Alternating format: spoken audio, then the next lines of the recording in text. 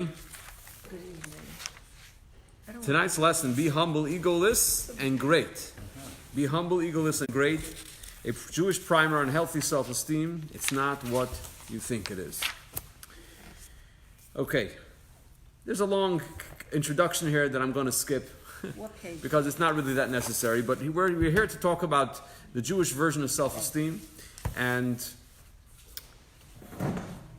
understanding how we can draw confidence from inside ourselves, from deep within inside ourselves, that doesn't rely on externalities, on things that are very much contingent on other people's perceptions of us.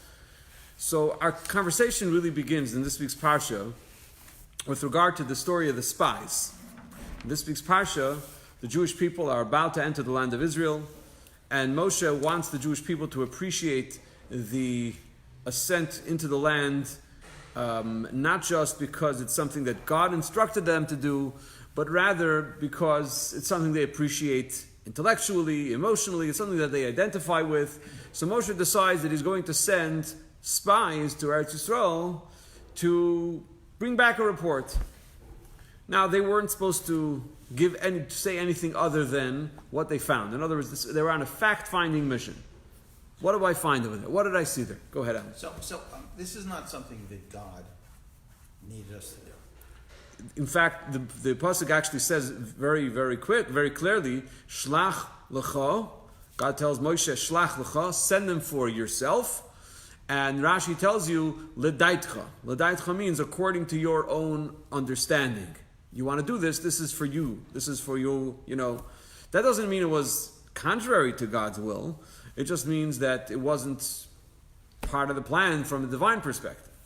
Now, obviously, everything that happens is part of the divine in terms of divine providence, but nonetheless, it wasn't something that God saw as a critical element in order to conquer the land of Israel, was to send spies. Wasn't it? Shouldn't one have just thought, God said, we see all these miracles so far. And okay, granted. Granted, but you have to also. It's very difficult for us to judge. Yeah. Forget 100 years ago. Yeah. 100 years ago, it's difficult for us to judge society then and their values and how they did things and why they did things. And we shouldn't. Going back 3,000 years is also going to be difficult for us. And the Chazal tell us, our sages tell us, that generation was a generation of daya, of knowledge. It was very much motivated. Things were very much motivated by rationale only. It was a lot less. Like faith. Yeah, exactly. There was definitely a deficit of faith, which created a lot of problems. We know. I think that explains the. That's my understanding of it. Okay. So here is what happens. Text number 1a, page 182. But the men who went up with him and said, "We are unable to go up against the people, for they are stronger than we. Not strangers, stronger than we. They spread an evil report about the land that they had scouted, telling the children of Israel, the land we passed through to explore is a land that consumes its inhabitants, and all the people we saw in it are men of stature." Okay, so they're punished for their negative report, and the Jewish people on the whole were either spared because anybody who was alive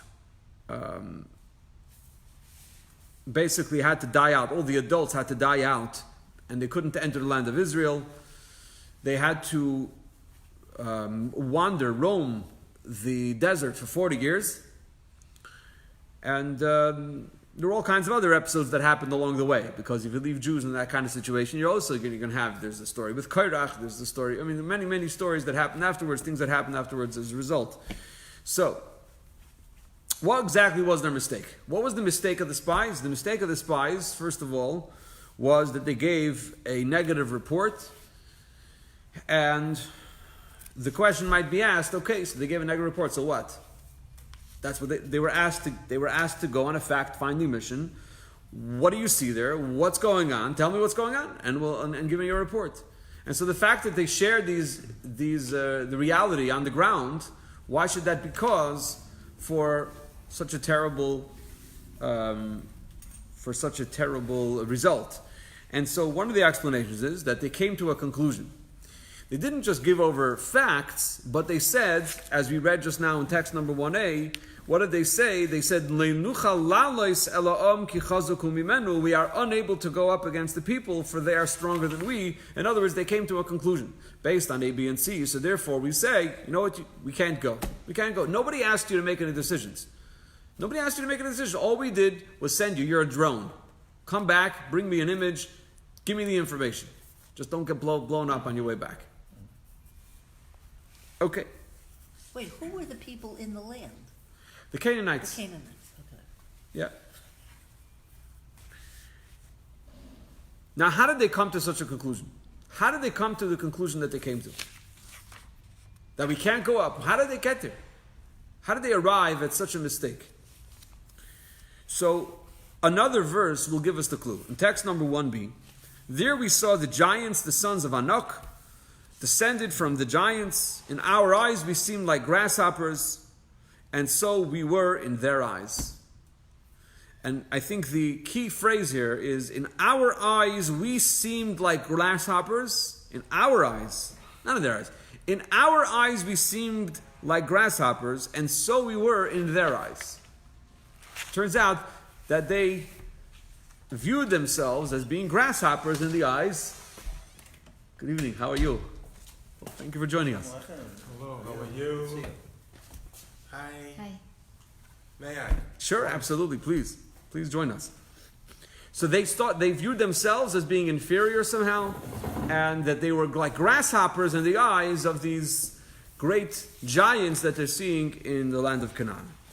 In text number 2, Rabbi Naftali Tzvi Yehuda Berlin, the famous author of the commentary on the Torah called Hamek Davar, he's referred to by the acronym of his name, the Netziv. He's a famous Lithuanian commentary. So he writes like this, in text number 2, page 184, in our eyes we seemed like grasshoppers. Our hearts fell in fear, and we took this as a sign that we will not succeed.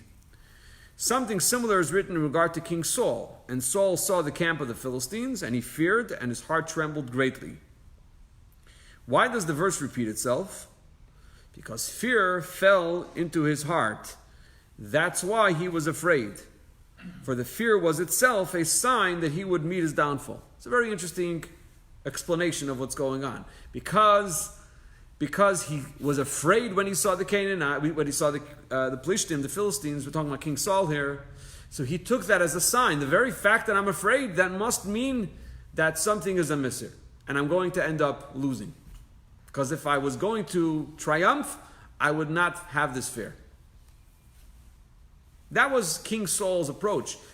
He's superimposing that on the story of the spies, that because the spies were afraid, that's the reason they took that as a sign that they're going to lose the battle. And that's where they drew their conclusion from, that we can't go up. We can't go up. Who said? Well, they're saying because fear was struck in our heart. We were afraid, and we took that as a sign. We took it as a bad omen. Okay. But here we have another beautiful and very foundational explanation from the Sfas Emes. Sfas Emes is the name of the book, the name of the Sefer. It was written by Rabbi Yehuda Aryeh Leib Alter, who was one of the Rebbes of Ger. Ger is a great, very large Chassidus today, as was prior to the war. And Rabbi Yehuda Leib Alter tells us the following in text number 3. The explanation says as follows. Precisely because they saw themselves as grasshoppers, that is why they projected that view onto the giants and assumed that the giants saw them that way as well. So they suffered from a poor self-image. Because they saw themselves as grasshoppers, so they projected that view on the giants that they saw in Canaan. The giants must think of us like grasshoppers. And this fits with the Medrash's interpretation that had they believed in God's power, they would be on the level of the angels. Their lack of faith caused them to see themselves as so lowly. I just want to point out how this teaching, this interpretation, is very much along the lines of the words that we see in the verse. in text number 1b, which is on page 183, let's read that one more time. There we saw the giants, the sons of Anak, the sons of the giant, descended from the giants. Maybe his name was Anak. In our eyes, we seemed like grasshoppers, and so we were in their eyes. Because we saw ourselves as grasshoppers, we're these little teeny little things, puny little grasshoppers. That's why, says the Ger Rebbe, the Sfas Emes, that's the reason why we were in their eyes that way. It's all a projection of the way we saw ourselves. So this is textbook projection, as it is in the psychological Psych 101. Psych 101, exactly. Now, to be sure, and I don't claim to be a psychologist or a therapist or a counselor, so I'm not going to pretend that the specific terms that are used here, self-image, self-esteem, self-confidence, are in fact three different categories of self-perception. Three different levels or layers within a person's self-perception. Supposedly they differentiate between the two. They say that self-image is just the knowledge of oneself. Self-esteem is kind of your positive, or the value that you attribute to those technicalities, to your knowledge of yourself. So if you know you're talented, you're a great chiropractor. I should say you're a chiropractor, period. Self-esteem would be, I value what I do. I value my skills. That would be the second step. Confidence is a positive self-esteem. That's a positive self-esteem. So this is the way they cut it this way in three different pieces of the pie. So regardless, we need to have the understanding, we need to ask the question. Here we have a group of spies, 12 to be sure. Two of them we know turned out to remain righteous throughout the entire ordeal. We know Joshua, who ended up taking over after Moshe, remained very much faithful to the mission. His colleague Kalev was also very much along the same lines. He had remained faithful. In fact, Kalev traveled when he went to Israel. He traveled. It's not clear if he separated from the group or he didn't, but he definitely went to visit the resting place of the patriarchs, of the forefathers in Hebron. And he prayed over there and he said, Avraham, Yitzchak, and Yaakov, please make sure that I don't fall into the trap of my colleagues, the other spies. And in fact, he didn't. So, we have 2 spies, 2 out of the 10, which were good. Okay, the other 10, they were missing something. But the astounding thing is that the Torah describes them as Roshei B'nai Yisrael Hema. These were leaders of the Jewish people. They were the leaders of the tribes. You didn't become a leader of a tribe just because you finished your plate and your mother said you're a good boy. You became the leader of a tribe because you were worthy of it. So the question has to be asked, how is it that these people ended up blundering? They ended up, as we say in Yiddish, verblungen sich. Verblungen means just get lost. They lose their way. What happened there? How did they miss the boat?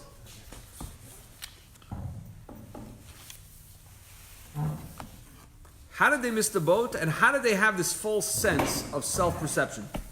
How did they have this wrong idea where they saw themselves as grasshoppers, and how, because of that projected itself onto or at least in their own perception, projected onto the giants or onto the inhabitants of the land of Canaan, and therefore they came to the conclusion that they cannot go up. How did this all happen? Because there was something wrong in their understanding of what we would refer to as humility, the lack of arrogance, self-effacement, these kinds of things. There was something that was missing. They didn't have the confidence that they needed to have. What was missing? What was that element? So before we go there, I'd like to explore for a few minutes the negative light in which arrogance is viewed. Perhaps the most telling statement in the Talmud about the negativity of arrogance is in text number 4, page 186. Rav Chisda, one of the sages of the Talmud, and some say that Mar Ukva said, any person who has arrogance within him, the Holy One, blessed be He, said about him, he and I cannot live together in the world, as it is stated, he who slanders his neighbor in secret, him will I destroy. He who is haughty of eye and proud of heart, him will I not suffer. Oto lo suchal, lo uchal. That's the literal translation. The verse can be understood as follows. Do not read the verse as Oto lo uchal, rather read it as Itoi lo uchal. Itoi meaning, namely, with him I cannot bear to live. So the punchline here is the final line of this text. Ito lo uchal, not oisai lo uchal, but ito. In other words, all we did was we took the three letters aleph, saf, vav, and we changed the punctuation marks. Instead of the punctuation being on top, reading it as oisai lo uchal, that he I cannot bear, itoi lo uchal. Itoi lo uchal meaning with him I cannot bear. In other words, I can't bear to be together under the same roof, so to speak, with him or with her. Any person who's arrogant, God says, I can't be together with that person. That person is not a vessel for the divine. The divine presence cannot share. They can't share space with somebody who's just arrogant. If somebody's arrogant, then what matters? Just himself, just his own ego. When it comes to God, God needs to have, in order to be present, God set up the world this way. In order to be present in this person's life, they need to be humble. They need to open up for God. If they're arrogant, they're not opening up. So God is saying, Itoi leuchal ein ani v'hu yichayil lador. I and him, he and I cannot live together in the world. Can you elaborate a little bit about the word arrogant in English, because I know how it's said in Hebrew, but Gava. yeah, but it's a very wide spectrum of. I mean, we can have wide spectrum of gava. It's not necessarily always expressed. The question if it's gava that expressed outside or gava that the person Either. think I'm everything. Either. Either. Because either one of them precludes God's presence from your consciousness, from your heart, from your actions. So, would it be accurate to say that most of us at certain moments have at least several minutes that we have this... Oh, of course. I immediately was thinking about it too. Of course. We all have to deal with our own sense of self and our own arrogance in the face of the divine, for sure. But some people are more arrogant than others. And sometimes people have an unhealthy sense of humility, which is actually an expression of arrogance also. Mm-hmm. In other words, you could have a complex which turns out to be low self-esteem, but really what's it based on? It's based on a selfishness. It's based on an absorption with yourself.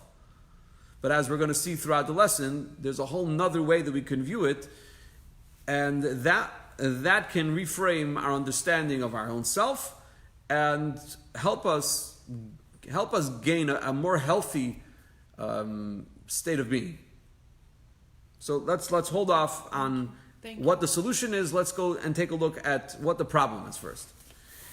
So here we have another text, and this text is from a mimer of the previous Rebbe in text number 5, where he talks about this idea of bittul. Bittul means negating the ego, negating self-effacement. In text number 5, he says, ego and arrogance are the source of all negativity. Ego and arrogance are the source of all negativity. Because ultimately, all bad character traits are based on this foundation, on the premise of ego, premise of arrogance. So our lack of patience, our lack of caring for another individual, our lack of empathy, our lack of sympathy, whatever it might be, not being conscientious of enough, not holding the door open, whatever it might be. I'm so totally absorbed in myself, there's no room for another person. So all bad character traits are a result of a person's, what we call in the language of Chassidus, yeshus and gaiva, ego and arrogance. And in the Mamorim, the teachings of the Rabbeim, they elaborate at great length on what that actually looks like. So without getting into the nitty-gritty of this statement, the bottom line is that a person might come away thinking that, okay, so what does God want from me? God wants me to be totally self-effacing. So if self-effacing means don't be happy, don't be excited, don't feel good about any accomplishment that you've made, because you're supposed to be self-effacing. If I'm self-effacing, I have more bittul, I have less ego, I have more self-effacement, I'm closer to God. The more I turn myself in, the more I degrade myself, so I might be closer to this objective. That's what you might think. You might come away thinking, after reading a line like this, that ego and arrogance are the source of all negativity, so I'm going to degrade any sense of accomplishment within myself. And the truth of the matter is, this only feeds the arrogance, ultimately. That's really the truth. It really feeds the arrogance. It feeds, because what am I busy with? I'm busy with myself. I'm constantly busy thinking about, so what am I? I'm always thinking about myself. They say the story about, there was a chassid and a non-chassid. And the chassid,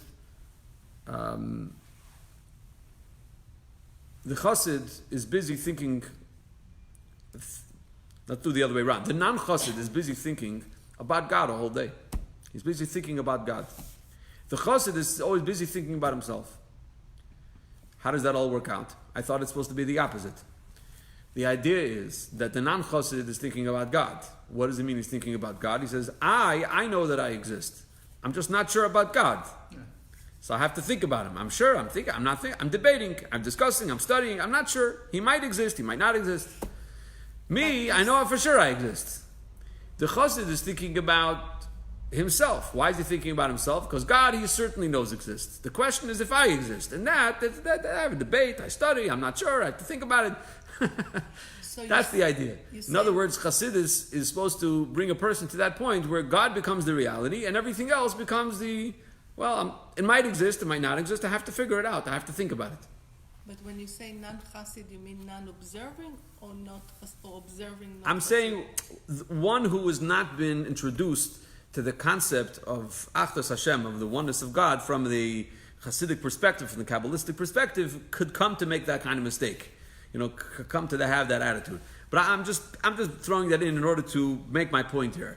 That a person could think that I have to constantly be busy with knocking myself down, and that's the way I achieve a lack of ego, a lack of arrogance, and then I won't have any of the negativity.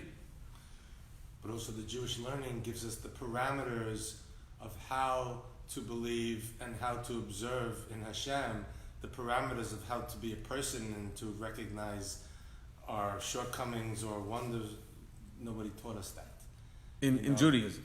No, in human survival. We didn't always learn that, and we're still learning that. The Judaism part, it's easier. I would venture to say that it all can be found in Torah. I'm going to take the liberty to say that, and I hope you would somewhat see my point towards the end of the lesson, where hopefully we'll bring this idea to the forefront. So the question has to be answered: how do we strike a balance? Let's strike the right balance between confidence, lack of arrogance, healthy self-esteem, self-effacement. Where's the balance? Where's the healthy balance? And of course, we know that the ways of the Torah are Dorocheha Darchi Noam. In this town, it's easy to remember that verse because we actually have a synagogue named after that verse, Darchi Noam, one of beautiful shul. And Dorocheha Darchi Noam, the pathways of Torah are pleasant. They're supposed to be pleasant.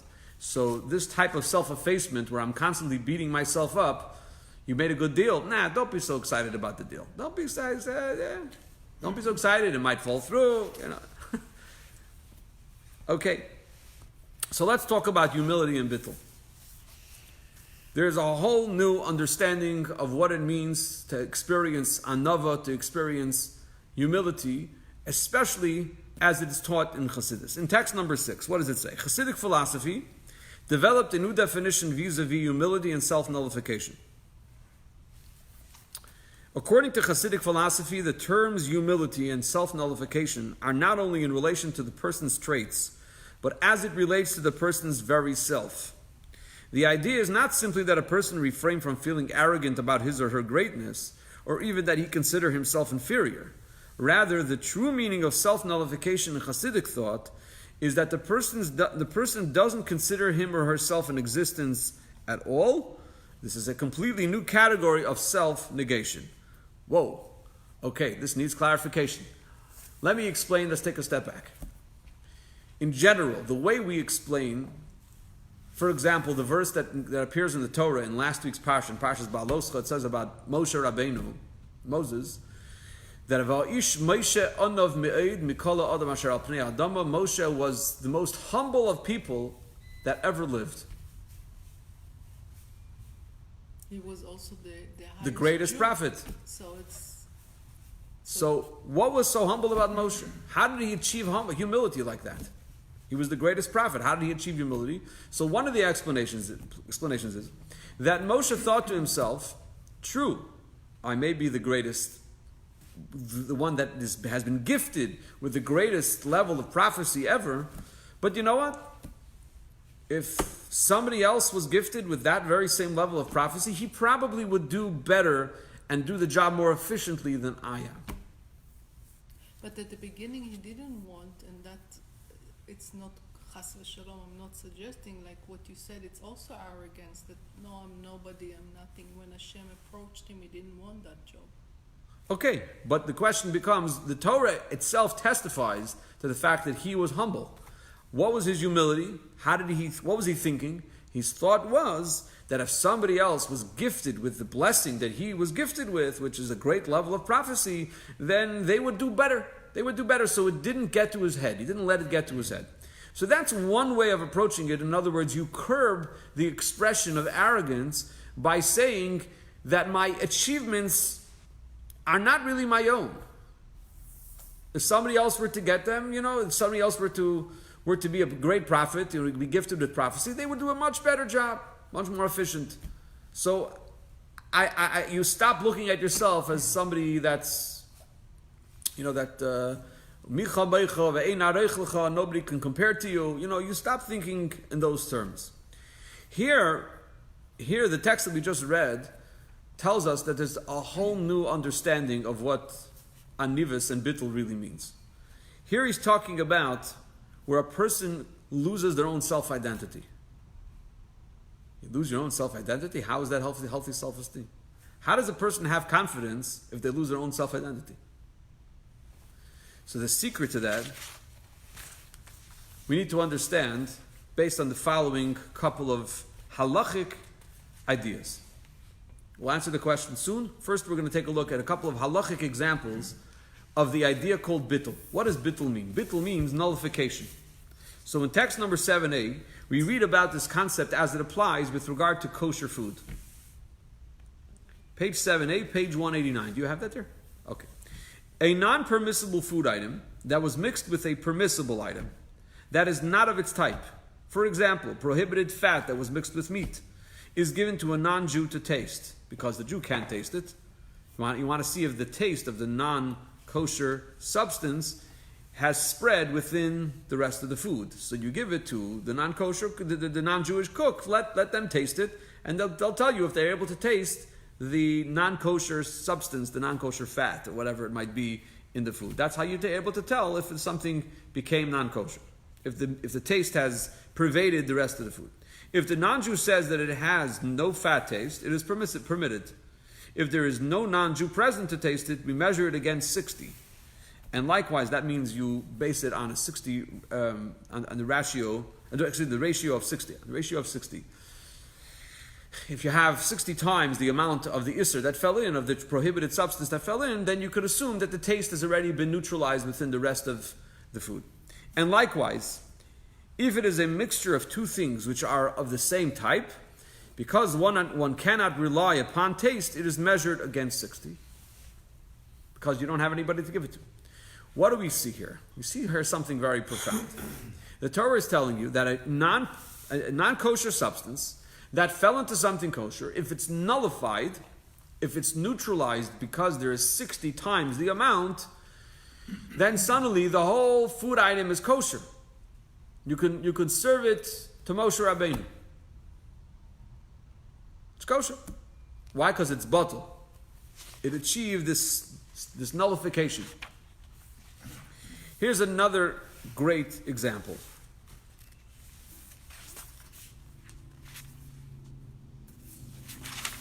Actually, the next great example is the next text on text number 8. But I first want to read 7b. If a kazayas, a measurement equaling about 1 ounce of blood, and a kazayas of prohibited fat fell into a pot that had 59 kazasim of kosher food, the pot remains kosher because each forbidden food joins the 59 kosher kazasim and nullifies the other.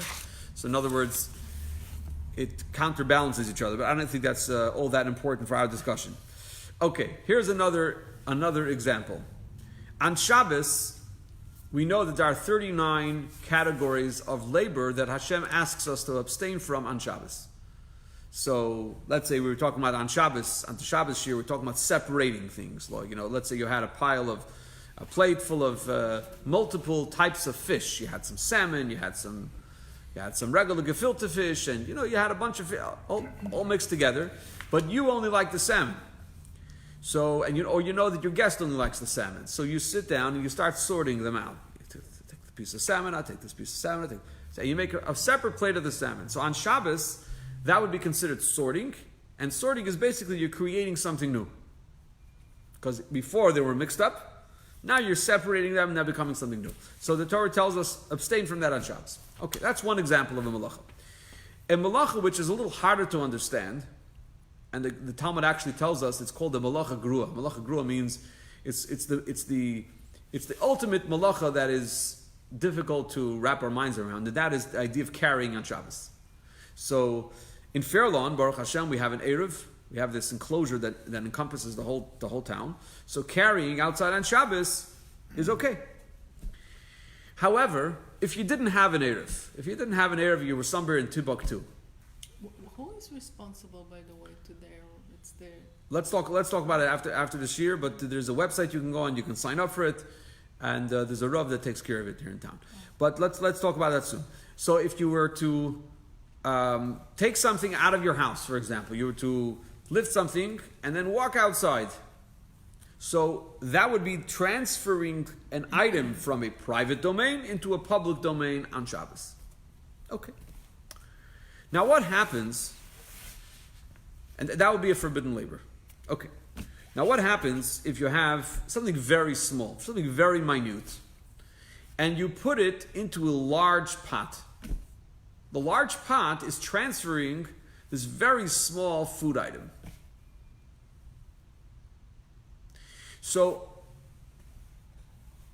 in text number 8 we read, a person who transfers less than the standard measure of a substance is not liable even if he transfers it in a container. In other words, the substance has to have a shear. It has to have a certain measurement in order to be liable for it. If it doesn't meet those standards, then you're not liable for carrying something out. If you take a little teeny seed or a half a seed or something like that, you may not be liable depending on the seed and depending what it is, etc. It all depends on the factors involved, on the variables. But the bottom line is, if you were to take something out, carry something out, that would be smaller than the shear, smaller than the standards that are necessary to create a liability, but you were to take it out in a big cholent pot. Would you be liable or not? So here the Rambam tells us a fascinating thing. He says, a person who transfers less than the standard measure of a substance is not liable even if he transfers it in a container. The rationale is that the container is subsidiary to its contents. So when the person transfers it, he is concerned not with the container, but with its contents. So in other words, you're picking up this very large cholent pot, You're taking it from inside the house to outside the house, all in order to carry this very small substance that's inside. So granted, maybe you're not liable for the substance, for the little seed that's inside. But what about the pot?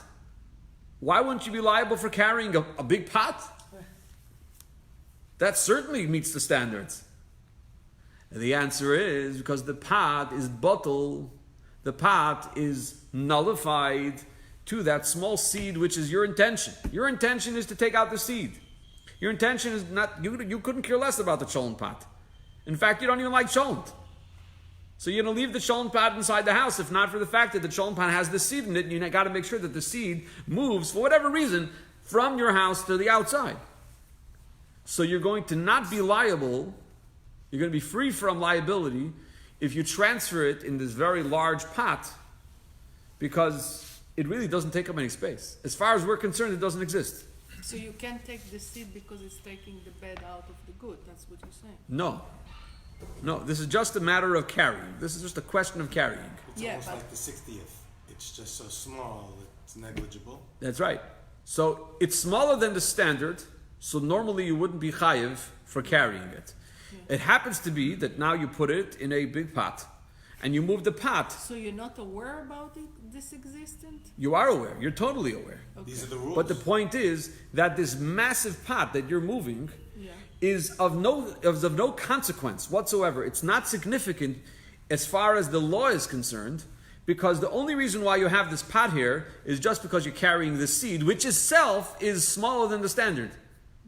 And therefore, because the seed is smaller than the standard, the pot is of no significance whatsoever. You can have a very large item that's the basis for taking something out, and it's as if it's not there. Because it's in the service of something that is so minute and so small that it doesn't meet the standards. But then could you use the other stuff? Like what? Like the rest of the whatever that's in the pot? Could you use them outside? No. Well, did you realize that you were taking out the other things? If that was part of your intention, then it'll make a difference. That's a good question. If you have other things in the pot, does it make a difference? But let's just assume there's nothing else in the pot. For our discussion's sake, let's assume it's an empty pot. There's nothing else in the pot. The only thing that's in the pot is something that's insignificant. That's just too small to be able to create a liability. You moved it out inside the pot, now what? Makes no difference. You're not liable. Because that whole pot is subject to the parameters that apply to that specific small, minute, and insignificant item. That's the idea. So here you could have something that's very large, something that's very bulky, something that clearly to the eye takes up a lot of room, and yet it's nullified. Going back to this idea of nullification, it's nullified to something much bigger. I should say something much smaller in this case. Something much smaller. So how does this all play out in terms of our service of God, and how can we apply it? So they feature here a nice snippet from an author whose name is Mrs. Weisberg. This is Chana Weisberg. She's a famous writer, at least for the readers of Chabad.org. She does a lot of videos and a lot of women's programs, women's classes that are broadcast either live or recorded on Chabad.org. I encourage you to check her out if you're so inclined. But here they have a short piece of an essay from her, which I think will help us shed some light on this idea. I'm just going to read it out to you. I don't think it's in your textbook. I'll just read it out to you. So maybe we need to revisit how to acquire this sense of being and how this healthy sense of self should lead us to important conclusions about our self-identities. There seems to be a missing piece in the equation that perhaps is terrain that psychology is not equipped to explore. How does I am automatically equal to I have a right to be? Why am I? You have to first start at the very beginning. You said I am, and therefore I have a right to be. But who says I am? Why I am? Where does that come from? Where does the I am come from? God. So, and through his act of creating me, I am, he says, I am because God created me. That's why. Because I am because God made me. And through his act of creating me, God in essence declared my inalienable right to be to be. I am, and therefore I have a right to be, because I am God's creation. God, who is the source of all goodness, created me, and therefore I am also good. At the core of my being is a goodness that is ever present, whether I choose to access it or act upon it or not. It is a goodness that is deserving of being and deserving of love. It is a goodness that is independent of my abilities, talents, and choices, and independent of someone else validating me, or my abilities, or my talents, or even my right to be. I am simply because God chose me to be. I have the right to be because my being here is a testimony of God's desire for me to be here. She's saying something that truly is a paradigm shift for all of us at different times, different experiences. And I think her point is something we've discussed in many other classes, but she articulated it very well. And that is that our sense of self is really a reflection of, like in Hebrew you say, your sense of self is what? הערכה עצמית או... Anochiyut. Anochiyut, how would you translate it? Anochiyut is selfishness. Selfishness, okay.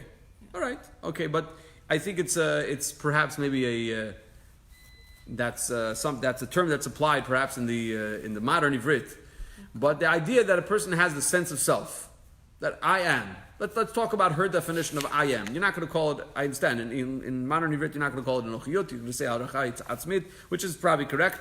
But the point being... ביטחון עצמי. Huh? ביטחון Bitachon Atzmi, the idea that I am. Yeah. That is a reflection of God's I am. God says, Anochi Hashem Elokecha, I am. God is the real I am. So our sense of I am, the fact that I sense my own independence, is actually a reflection of God. It's just that within our reality, most often it is interpreted by us, or it's translated in our reality as something that is self-absorbed. It brings us to self-absorption, to our own arrogance, our own ego. But the truth of the matter is that what lies there at the core of ourself is godliness. And in fact, in a Jewish person, the idea that we are a host to a part of God, quite literally, gives us a whole different appreciation for who we are really at our core. So in text number 9, we read from the Tanya, the second soul within the Jew is literally a part of God. And so when Chassidus calls for self-negation, we're not talking about your essential core of who you are, meaning your bond with God. You're being a host to that part of God that's within you. We're not talking about negating that part of yourself. We're talking about negating the outer crust of the person. The outer crust not being that divine soul, not being our true identity, but being the outer identity, the identity that more identifies itself as an animal soul. And so we say that self-negation has to take place, we're talking about it in the external part of ourselves. The more we get in touch with who we truly are, the less arrogant we are, because we recognize that our value comes from God, and the more confidence we are injected with, because again, we recognize that who are we? Our strength has such an inner origin, the origin of our strength at our core comes from such an important, from such a strong place that nothing can get in its way. In other words, our confidence will never be dependent on something that's on the outside, on whether or not we made a good deal, on whether or not we succeeded in a particular venture. So I didn't succeed there, but that doesn't take away of who I am. I am who I am.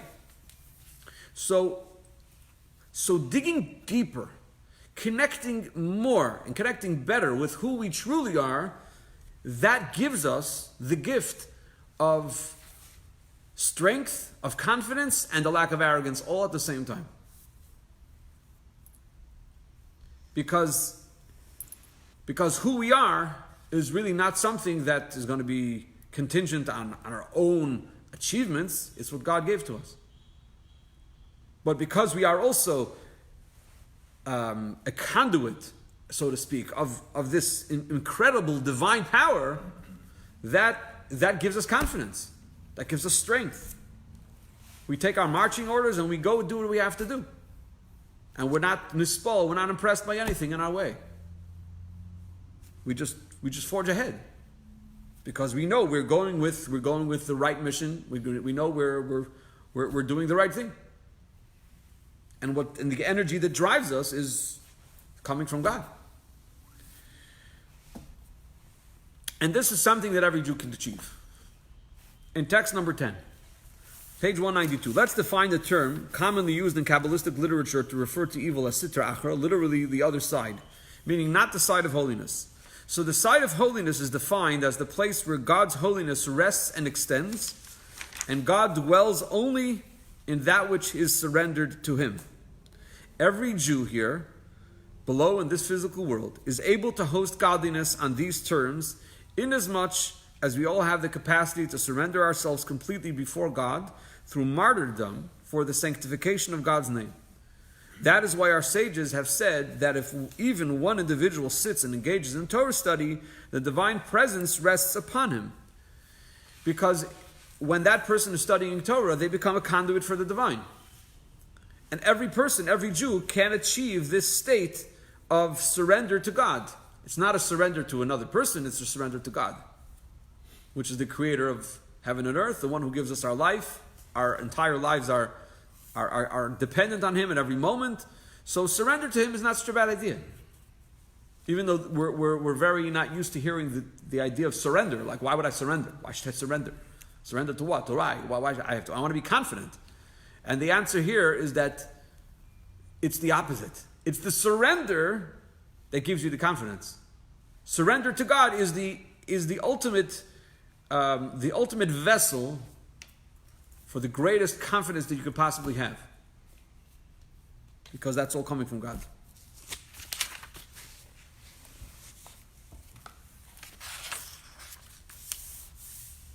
I believe you've all heard of the Alter Rebbe. The Alter Rebbe was the Baal Tanya, the author of the Tanya. Now in his day, there were... The first that established Chabad. The first Rebbe of Chabad. He wrote the Tanya, and he was ultimately the leader of Hasidus in Russia at the time. Some of the other leaders had left and gone to Israel. And he had to bear the brunt of the wrath of those who were not yet introduced to the ideas of Chassidus and misunderstood what Chassidus was all about. And so ultimately he was imprisoned due to trumped up charges of conspiring with the Turks, who were then fighting with the Russians. And he was accused of sending monetary support. He was supposedly supporting the Sultan, whatever it was. And he was the grandson of the Baal Shem Tov. He was maybe a spiritual grandson, but not a biological grandson. He wasn't related. But I think probably what you mean is that he was the third one after the Baal Shem Tov. In other words, he was the grandson in the sense that the grandson in terms of leadership. The Baal Shem Tov, then there was the Maggid, who was his chief student, Rabbi Dov Ber of Mezrich, and then his student, Rabbi Shneur Zalman, then became the Rebbe of Chabad. And there were many other students that started their own Chassidus. But ultimately, the one who had to bear the brunt of the wrath of the Misnagdim was the Alter Rebbe. So they had put him in prison, and it was a very dangerous situation. But thank God, he was released from prison. It's the day that we celebrate every year. We have always a Farbrengen and a Hiltus Kislev. Anyway, he comes out and he writes to the Chassidim. He writes the note to the Chassidim, and we read here a number of lines from that note in text number 11. He says, "Whoever is brought exceedingly close to God, being raised aloft to great heights, ought to be ever more humble to the lowliest plane. As it is written, from afar has God appeared to me. And as is known, before God all are equally insignificant. Hence, whoever is more before Him, whoever is closer to God, is that much more like nothing, naught, and non-existent." In other words, what he's saying is, after I was released, people might be tempted to treat their the opponents of Hasidism with disdain. So Alter Rebbe says, don't whistle at them. Meaning, he actually says that in the continuation of the letter. He says, don't whistle at them. Don't treat them in any way, with disdain. Just have respect for them. And you can feel pity on them that they don't know, they don't understand, but you understand. But that's it. But don't treat them any differently. Don't treat them badly. And his point that he makes, why? He says, now that you see that there's a great miracle that happened here, so that means that God smiled on us. It means there was a greater revelation of godliness for us. So there's this great revelation of godliness. And so what is this person supposed to do when he has a great revelation of godliness? What is that supposed to evoke within the person? Greater humility, not greater arrogance. Because the closer you are, the more you realize you don't exist. In other words, in terms of your own ego. The closer you are to God, the more you realize that your achievements are blessings from God. And the confidence that you have is even more a reflection of strength that comes from the depths of your soul.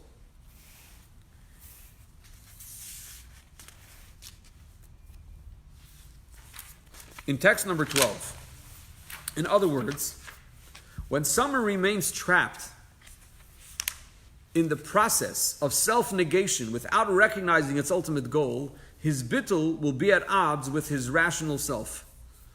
But when the person focuses on God, to whom he is dedicated and the reason for his subjugation, then the bittul is the way it ought to be. Only then will he release himself from the less important external aspects of self-nullification and focus on fulfilling God's will. When he senses within his bittul a connection to God, his entire focus becomes divine service. Yeah. So is the subjugation and self-nullification, it's in relation to God or to other people? Correct. Not to other people? For sure not. Okay. It's before God. But ultimately that causes that a person should realize that he has no reason to be arrogant before other people. But he should still have confidence in himself. Absolutely. The confidence is because I recognize, just like Hannah Weisberg put it, I am because God made me. Yeah, yes, that's what I'm saying. That's what I'm saying, based on. For sure. That's exactly the idea. I am because God made me. What gives me my sense of I am, my self-esteem, so to speak, my confidence, the strength that I have, the inner strength that I have, the inner fortitude to stand up to challenges, to drive me with determination to achieve my goals, and to, whether it might be getting up there and speaking in public, or taking on people that you thought were bigger than you, and because ultimately it's not about my talent, my abilities, it's my divine gift. It's my divine being. It's my essence. The essence that who I am. That's the idea behind it. Okay. There's a man. He saw it. Okay. So that's the idea here. Now let's go to discuss the idea of the spies.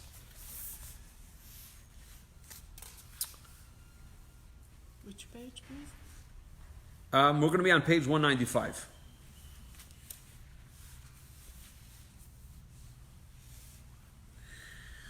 The key here is that when a person recognizes what he's a part of and what he represents, then he has confidence, he doesn't have fear, and he also doesn't have arrogance. And that was the mistake that the Meraglim made. The Meraglim is the spies didn't have that understanding. They didn't have the correct understanding. They had a little bit of a confused, corrupted understanding of what it means to be bottled, to have this anivas, to have a sense of humility. How were they able to give that negative report when there was still two of them were? They're the majority. They're the majority. There was 10 against 2. The Torah even records how Vayahas Kolev started. He made believe that he was yelling at Moshe, and then by doing so, he got everybody quiet, and then he started negating the report of the spies. But still, they weren't interested in hearing. It was too late already. So this was the majority opinion, the majority view. So in text number 13, this then was the spies' mistake and the cause of their downfall. They were conscious of their sense of bittul to Moshe, even when they were busy following his orders to scout the land. Because they were busy with their own feelings, seeing the giants frightened them, so much so that they declared themselves grasshoppers in their eyes. Such feelings were in reality a perversion of the rationale. So much so that they declared that they would not be able to conquer the land. However, if a person recognizes that they are a messenger and they represent the sender, they then realize that they have no real self-identity. If you're a messenger of Moshe, then you realize you're coming with a whole different strength behind you. There's a much greater vote of confidence behind you than just your own feelings. Rather, their entire being is one with the sender, and as such, they ought not to be afraid at all.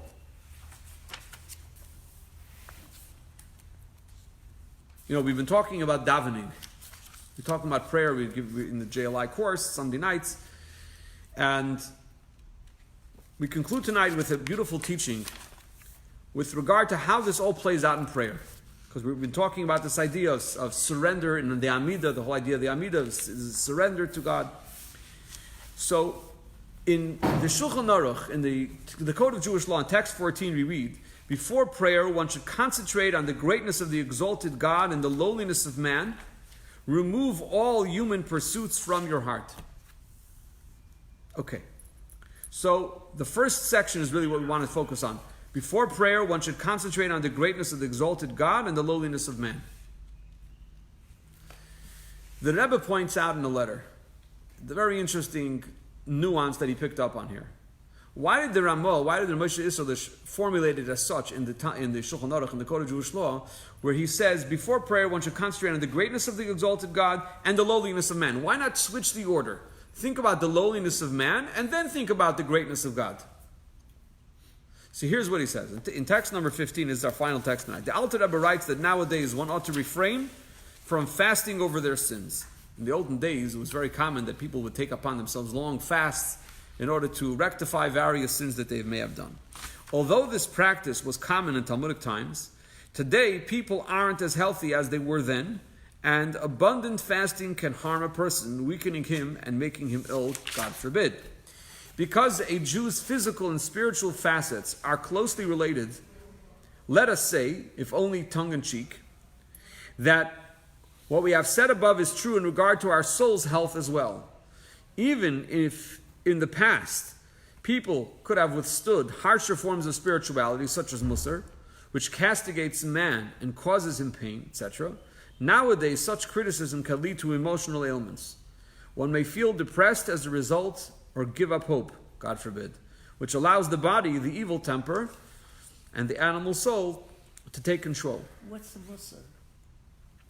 Musar is a school of thought that seeks to bring the person to the recognition that the person is quite lowly. It talks about all of the different desires that a person will have and how worthless they are. And it elaborates on that at great length.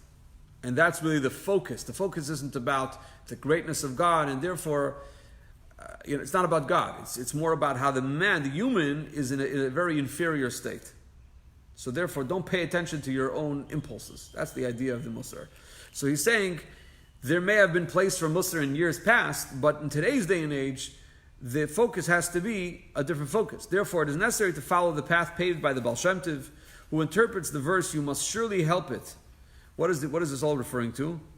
You must surely help it as referring to the human body. Now, truth be told, when this verse that he's talking about is actually a reference to a mitzvah that we have going back in the day when people would travel using animals, that if you saw the donkey of your fellow it's so overburdened that it's falling, you need to help the donkey get up of your friend, the donkey of your friend. So Hasidic interpretation is, what's the word for donkey? The word for donkey in Hebrew? Chamor. Chamor meloshin chumriyot. Chumriyot means materialism. So if you see that a person is falling under the burden of the materialism, Azev tazev imay. You have to help them up. In other words, breaking the materialism isn't the way to go. You need to work with the materialism. You need to work with a person's materialism. You can't break it. It's about elevating the materialism. It's not about breaking the materialism. That was the Baal Shem Tov's teaching. So here's what he says. You must surely help it, referring to the human body. The Baal Shem Tov applied it to the human body. First, one must remind himself that his soul is a part of the supernal God whose wisdom and essence are one. He is God's emissary, making him one with the divine, because a person's, in our case, the supernal person's emissary is as himself. I'm not going to get into the details over here. Every person was given extremely potent abilities to not only overcome the obstacles he or she faces, but to shine abundant light on his or her soul, body, and the corner of the world, joyously transforming it into a vehicle for godliness. It would be a waste if he could not perform those tasks because he was weak, emotionally or physically. He must allow his joy to burst through any boundary, whether of the body or animal soul. It is no coincidence, this is going back to the point that we started making earlier about the way we're supposed to prepare for davening. It is no coincidence that when Rabbi Moshe Isserles wrote the law, in the Code of Jewish Law, in Orach Chaim 98.1, that before prayer, one should concentrate on the greatness of the exalted God and the lowliness of man, he mentions the greatness of God before the lowliness of man, teaching us to consider our God-given strengths as a prerequisite for recalling our flaws. So what does this mean? This means is that once we connect with God, once we connect with the greatness of God, then our inferiority doesn't become a trap for self-negation. It doesn't become a trap for getting caught up with, I'm this, and I'm that, and I am. Ultimately, you're focused on yourself. Ultimately, you're focused on what I am. I'm not this, and I'm not that, and I'm bad, and I'm inferior, and I have these terrible impulses, and my Yetzer Hara, my evil inclination tells me to do this, and look how lowly, I must be very lowly if I have such an impulse. You get caught up in yourself. You have to get out of that. You have to get out of that trap, that downward spiral. You have to move into a different reality. Our reality is God's reality. And once you connect with the greatness of God, then the inferiority of man just follows suit in a very healthy way. And again, like we said earlier, a person could have confidence that flows from the Almighty God, and no arrogance at the same time. Because the arrogance is always a reflection of what I achieved. But if it's all about by being an emissary of God here on earth, an ambassador of God here on earth to serve patients well, to bring health and healing to others, to bring the salvation to, or memorializing people who deserve to be more memorialized. All of these things you're doing because you're doing this as a messenger, as an ambassador of God. Then it's no longer about me. God's giving me the strength to do it. And so there's no arrogance, but there's a lot of confidence. Are you saying Musar is no longer applicable? I'm not saying Musar is entirely not applicable. No, I'm not saying that, because Hasidus also incorporates a lot of Musar in itself as well. But it has to be within a context. It has to be within a context. It has to be within a bigger, larger context of where it's all about God. But Musar, the simple translation would be moral. Would be what? Morality. Yeah, morality. Morality, obviously, morality is very important. No, but And the that's morality Musar. is because... That's Musar, no? But the Musar that he's referring to is what Musar became. In other words, the teachings, the moral teachings that evolved over time, and the trappings that it kind of absorbed or picked up over time, which was it took on a very negative approach. So like, for example, in the time of the Baal Shem Tov, there's a famous story about the Baal Shem Tov once in a town, and I believe there was a drought, and there was one Magid. The way things used to work was people would go around and they would get paid for giving talks. They would speak of fire and brimstone, and they would really put down the people, make them cry and make them feel very, very lowly, and they would break their hearts by their words. And Baal Shem Tov was once sitting in the shul when one of these Magidim came in, and there was a drought at the time and they needed rain, and he's causing them to cry. And the Baal Shem Tov gets up and he dismisses the words of this Magid, and he says, you have to focus on what's positive. And ultimately, very soon afterwards, it started to rain. It's a famous story of the Baal Shem Tov. I'm not giving you all the details as it should be, but I have it at home in one of the books that I could share with you. And I'm sure it's also Chabad Rog. I'm sure it's featured there too. But the idea being the Baal Shem Tov taught us a different approach. And he taught us a more effective approach, especially for our day. That we need to approach people with love. We need to approach people with kindness. And this approach of musar, of talking down to people, it's only destructive. It may take us for a short while. There might be some short currency that we can gain with that. Perhaps with people who feel guilty, so it'll move people out of guilt to doing things. But ultimately, it's not the way we're going to have a healthy relationship with God, and we're not going to have a permanent relationship with God that way. In today's day and age. Today's day and age, especially, and if it was true then, certainly it's true today, that the focus needs to be on creating a more positive relationship with God rather than one that's based on fear of burning in hell or fear of not having the world to come or fear of being punished in this world with terrible disease, God forbid, or whatever it might be. We have to focus on the positive and creating a good relationship and positive relationship with God, and we have to hope and pray and ask God for Rahmanas that in fact we see only revealed good in a real practical, tangible way. So if it's within a context, if it's within a positive context, so there is some space for musar too, but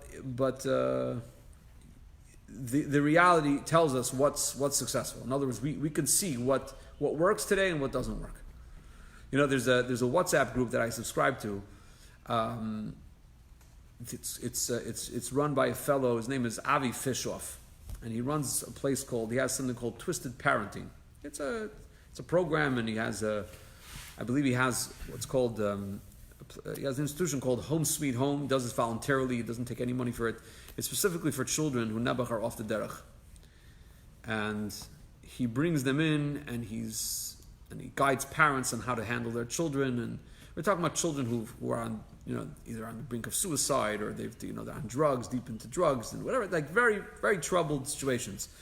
And his success rate is almost 100%. And it's all based on ahava, on love, on kindness, showing the person that you really care. And over time,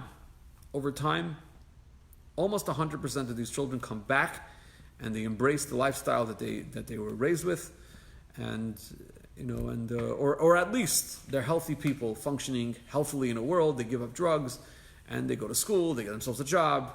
They clean their act up, and they're functioning, productive members of society. But if it's no, we need to create rigid rules for you, and you're not keeping the rules. They're out with friends, partying at night, taking drugs, doing who knows what. You have your rigid rules, and then you throw them out of the house. Ultimately, that does no good. It does no good. It just doesn't do any good. So that's an extreme example. But I'm talking about just in terms of how we relate to Jews and how we speak of our service of Hashem.